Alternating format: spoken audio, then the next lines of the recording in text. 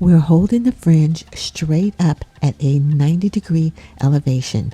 We're slicing the tips at an angle. We're bringing all of the tracks up to a center point in the crown.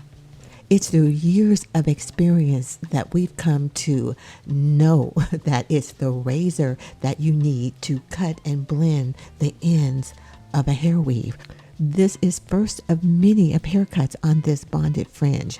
The first haircut is for us just to see how it's going to fall and where we might need to continue cutting to make it fit her facial structure. This is the Tammy hair weave. It is a bonded fringe. We did 2 haircuts, one with an elongated fringe and another one with a shorter fringe. And in both haircuts, we used razors.